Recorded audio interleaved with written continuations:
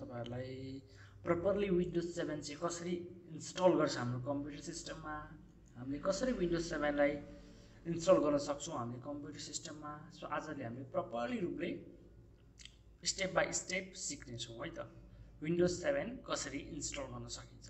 यसको लागि तपाईले अब विन्डोज 7 इन्स्टल गर्नलाई तपाईसँग बुटेबल पेन ड्राइभ विन्डोज 7 को बुटेबल पेन ड्राइभ हुन अनिवार्य आवश्यक नै छ। बुटेबल पेन ड्राइभ छैन भने यदि तपाईसँग सिडी छ भने विन्डोज 7 को सिडी छ भने विन्डोज 7 को सिडी पनि ले तपाईले विन्डोज 7 कम्प्युटरमा इन्स्टल गर्न सक्नुहुन्छ हो। यदि तपाईलाई बुटेबल पेन ड्राइभ के हो कसो भन्ने कुरा यसको लागि मैले अगाडिको भिडियोमा अपलोड गरिदिएको छ। अब how to create a bootable pen drive भन्ने कुरा तपाईले त्यहाँ गएर हेर्न सक्नुहुन्छ कि बुटेबल पेन ड्राइभ कसरी क्रिएट गर्न सकिन्छ। ओके सो अब हामीले के गर्छौं यसमा विन्डोज 7 इन्स्टल गर्छौं। हामीले बुटेबल पेन ड्राइभ चाहिँ छौं विन्डोज 7 को। सो अब हामी सिस्टमलाई के गर्छौं रिस्टार्ट गर्छौं है त।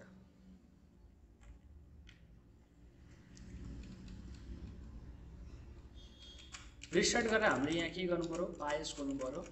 जसलाई हामीले F2 to डिलिट प्रेस गर्छौं। कीबोर्डमा F2 र डिलिट प्रेस गर्छौं। F2 डिलिट प्रेस गरिसकेपछि हामीसँग हेर्नुछ हामीसँग बायोस बुट मेन्यु ओपन भइसकेको छ हो। ओपन भइसकेको छ। हामी केमा जान्छौं यहाँ एडभान्स बायोस फिचर्समा जान्छौं। एडभान्स बायोस फिचर्समा गई हामी केमा जान्छौं भन्दाखेरि हार्ड डिस्क ड्राइभ्सहरुमा जान्छौं। हार्ड डिस्क ड्राइभमा गएर इन्टर हो।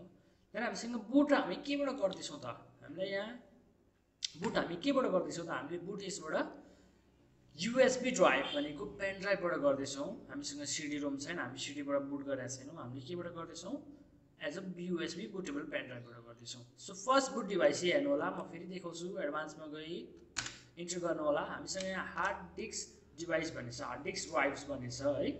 हार्ड डिस्क ड्राइभमा गएर press enter. So enter press गर्नु होला। यहाँ इन्टर प्रेस गरेपछि फर्स्ट बुट डिभाइस देन हामीसँग सेकेन्ड बुट डिभाइस हामीसँग अप्सनमा चुजिङ छ है त।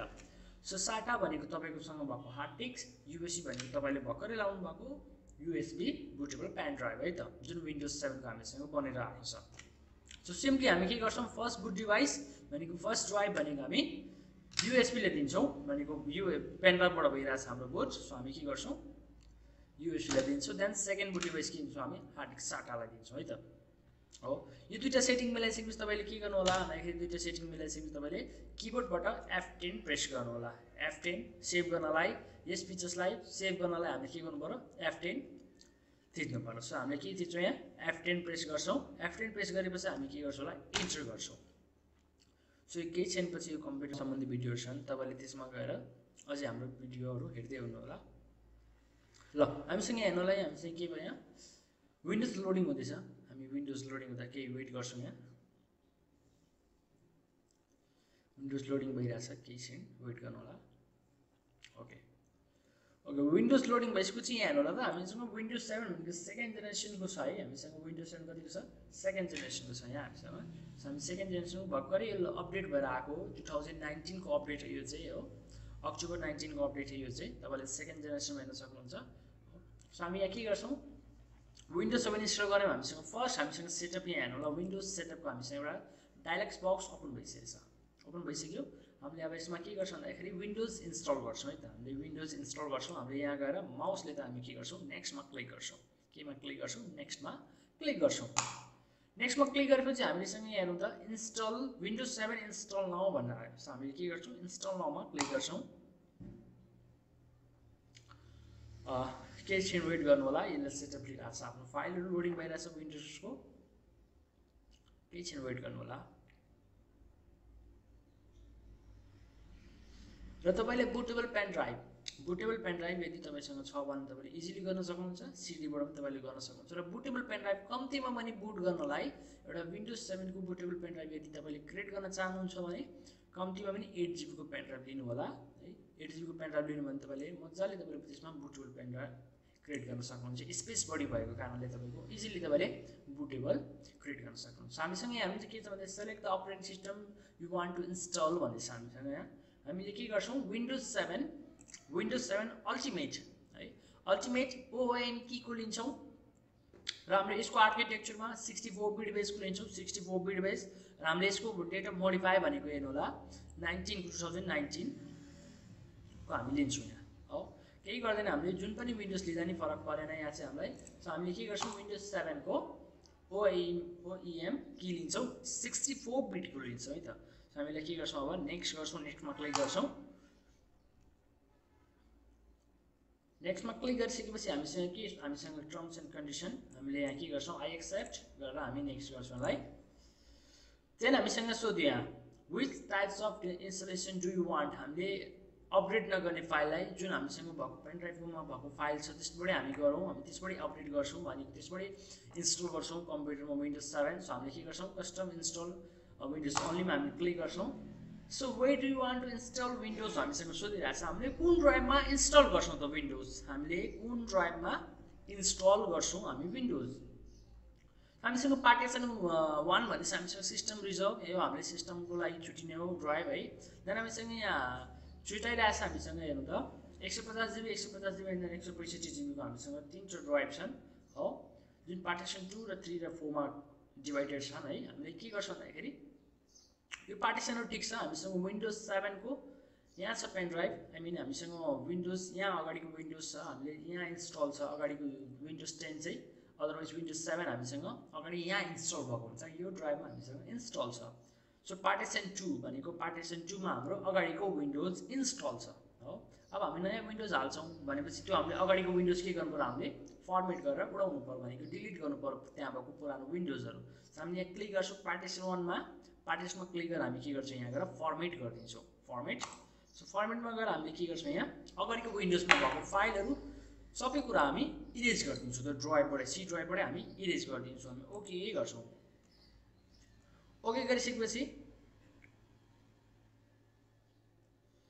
देन हामीसँग नेक्स्टको अप्सन आउँछ हामीले यहाँ के गर्छौँ नेक्स्टमा क्लिक गर्छौँ र यदि तपाईले याद राख्नु होला है यहाँ हामीसँग विन्डोजको पार्टिसन विभिन्न टाइप्सले कम्प्युटरमा भएको हुन्छ है तपाईको यदि एउटै ड्राइभमा छुटाउनु भएको छ वा दुईटा तीनटा ड्राइभमा छुटाउनु भएको छ त्यसमा ध्यान दिनु होला तपाईको सी ड्राइभ हुनु भनेको र हामीले यहाँ अगाडि पार्टिसन गर्दै आइरहेको छौँ भनेर हामीलाई प्राइमेरीमा राखेका छौँ है तपाईको सी ड्राइभमा यहाँ टाइपमा सिस्टम पनि सो हुन सक्छ त्यसमा नझुकिनु होला हो हामीसँग पार्टिसन हामीले फर्मेट गर्दै आइरहेको कम्प्युटर हो भनेर हामीले के गर्छौँ यहाँ पार्टिसन 2 भनेर हामीले यहाँ सी ड्राइभ छुटाएको छौँ अलरेडी हामीले छुटाएर राखेका छौँ सो हामीले यहाँ के गर्छौँ सी ड्राइभमा computer install I mean Windows install गर्छौँ सो हामीले नेक्स्टमा क्लिक गरेर यसलाई यहाँ क्लिक गर्छौँ क्लिक गरेर हामी इन्स्टलको प्रोसेसमा जान्छौँ सो इन्स्टलेसन विन्डोजमा हामीसँग गेटिङ फाइल्स फर रेडी भन्दैछ हामीसँग फाइल रेडी हुनलाई टाइम लाग्छ हो अब यो 100% पुरा भइसकेपछि यहाँ हेर्दै जानु होला यहाँ 100 मा तपाईहरुलाई अब त्यत्रो वेट गराउन चाहन्न त्यतिकै अब यो हामी फास्टमा जाउँ सो हेर्नु होला हामीसँग यहाँ प्रोसेस अलमोस्ट भइसकेछन् कम्प्लिट भइसकेछन् हाम्रो प्रोसेसहरु अब यो कम्प्युटर सिस्टम रिस्टार्ट हुन्छ अटोमेटिकली हामी यसलाई रिस्टार्ट हुन दिउँ आफै कम्प्युटर सिस्टम आफै रिस्टार्ट हुन्छ त्यो 100% कम्प्लिट भइसकेपछि त्यो कम्प्युटर सिस्टम आफै तपाईको रिस्टार्ट हुन्छ है त सो यो रिस्टार्ट हुन्छ र रिस्टार्ट हुन दिउँ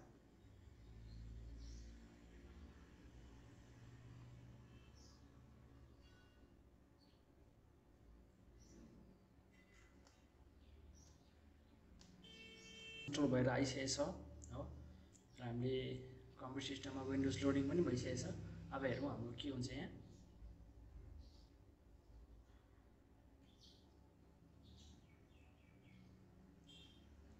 हेर्दै जानु होला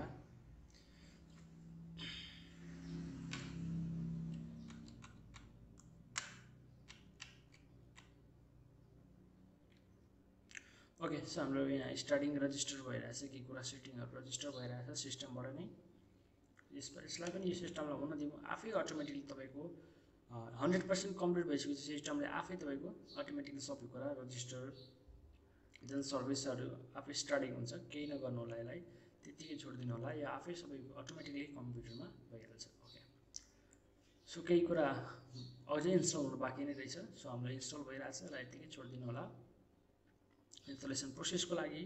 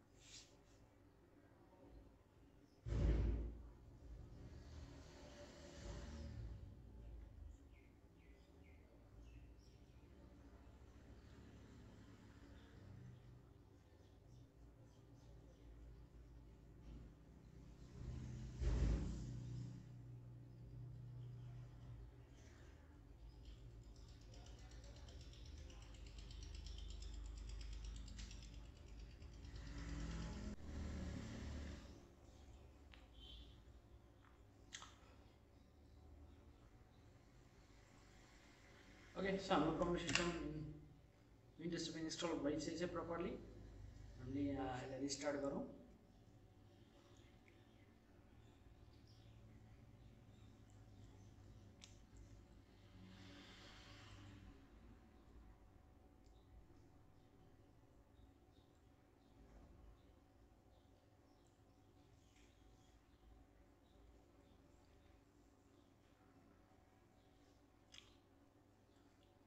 So setup is preparing your computer for first use भन्ने चाहिँ हामीसँग प्रिपेयरिङ भइरहेको छ प्रिपेयर हुन दिउँ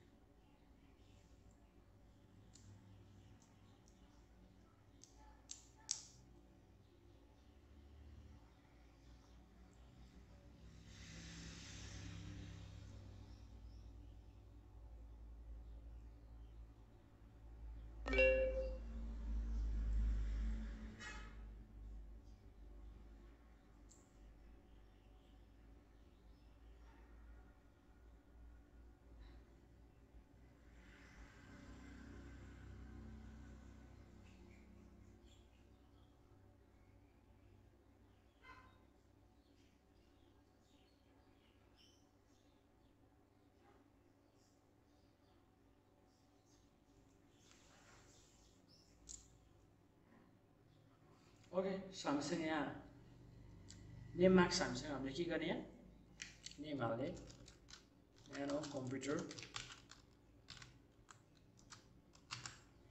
हामी नेममा क्लिक गरेर हामी नेम हालिसकेपछि नेक्स्ट गर्छौँ नेक्स्ट गरेपछि हामीसँग पासवर्डको अप्सन माग्छ हामीले पासवर्ड नलाउने यहाँ तपाईँले लाउनु पनि सक्नुहुन्छ आफ्नो इच्छा हो हामीले यहाँ पासवर्ड नलगाउँ सो नेक्स्टमा हामी क्लिक गरेर हामी एक्समिनेटर टाइम जुन हाम्रो यहाँ के हुन्छ काठमाडौँ सो हामीले यहाँ काठमाडौँ राखौँ तपाईँको टाइम जोन कुन छ त्यसमा हामीसँग यहाँ के छ काठमाडौँ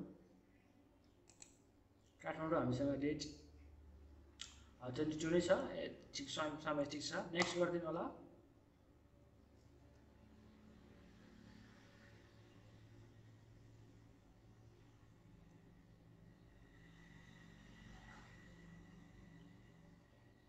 ओके अब हामीसँग यहाँ विन्डोज 7 प्रपरली इन्स्टल भएर आइसकेको छ सबै कुरा हाम्रो इन्स्टल भइसकेको छ तपाईँले तपाईँको कम्प्युटर सिस्टममा यसरी नै विन्डोज 7 इन्स्टल गर्न सक्नुहुन्छ इजिली धेरै इजी छ यसको लागि तपाईँलाई विन्डोज 7 को बुटेबल पेन ड्राइभ हुनु अनिवार्य आवश्यक नै छ हो जुन हामीले अगाडिको भिडियोमा पनि भनेका छौँ विन्डोज 7 को कसरी बुटेबल पेन ड्राइभ कसरी क्रिएट गर्ने भन्ने कुरा हामीले भनेका छौँ हो र आउने दिनमा तपाईँको कम्प्युटर सिस्टममा केही प्रब्लम भयो भने तपाईँले कमेन्टमा गएर कमेन्ट बक्समा गएर कमेन्ट गरिदिनु होला कि कुनै प्रब्लम छ र आउने दिनमा हामीले कुन टपिकमा भिडियो बनाउँदा ठिक होला भन्ने कुरा पनि सजेस्ट गर्न सक्नुहुन्छ तपाईँले सो धन्यवाद हाम्रो यस च्यानलमा हुनलाई कनेक्ट हुनलाई तपाईँलाई धेरै धेरै धन्यवाद छ ल आजलाई हामीले विन्डोज 7 कसरी इन्स्टल गर्छौँ भन्ने कुरा टपिक फुल्ली कभर गऱ्यौँ हो ल यसरी नै अब हामीले अगाडिको दिनहरूमा पनि हामी भिडियो बनाइराख्छौँ तपाईँहरूकै लागि इन्टरटेनमेन्टको लागि हामीसँग कनेक्ट भइदिइराख्नु होला र सक्दोसम्म सक्दो तपाईँहरूले यस च्यानललाई लाइक सेयर र सब्सक्राइब गरिदिनु होला धेरैभन्दा धेरै धन्यवाद नमस्ते।